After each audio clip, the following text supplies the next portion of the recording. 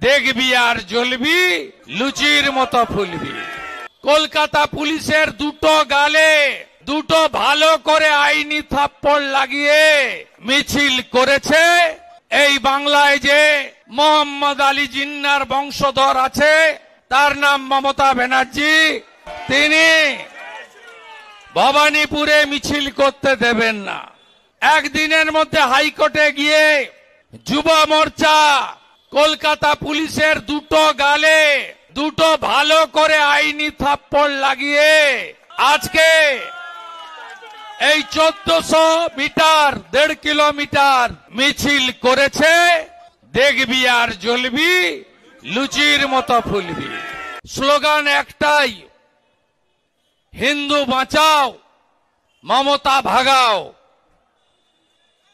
একটাই বাংলায় স্লোগান, একই নারা, হিন্দু বাঁচাও, মমতা ভাগাও। এছাড়া কোনো রাস্তা নেই। যে ছোট ছোট ঘটনাগুলো আপনারা দেখে এসেছেন, দুর্গা পূজা থেকে সরস্বতী পূজা, মোথাবাড়ি থেকে চাঁপদানি, তার সাথে মুর্শিদাবাদের ঘটনা, আমি মনে করি সম্পূর্ণ একটা পরিকল্পিত এবং অন্য উদ্দেশ্যে।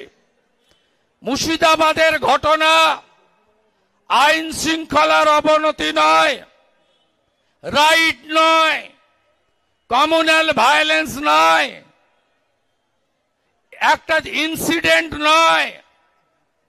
মুর্শিদাবাদের ভায়োলেন্স একটা জাতি, হিন্দু জাতি, তাকে মুছে ফেলা, ভাগিয়ে দেওয়া, পুড়িয়ে দেওয়া, কেটে দেওয়া, জবাই করে দেওয়া, তার সোনা দানা, তার বাড়ির সম্পদ, এমনকি গরু বাছর সব কেড়ে নেওয়া।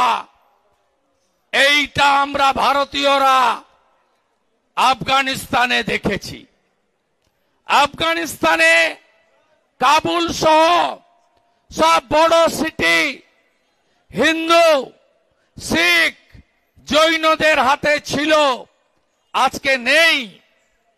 আমরা পাকিস্তানে দেখেছি, লাহোর, ইসলামাবাদ, রাওয়ালপিন্ডি, সব জায়গায় হিন্দু, শিখ, জৈন, পারসিরাদের হাতে ছিল।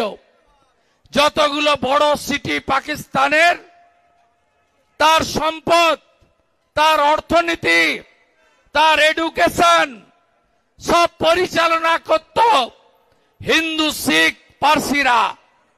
আজকে শূন্য হয়ে গেছে, 1%-এর নিচেও নেই।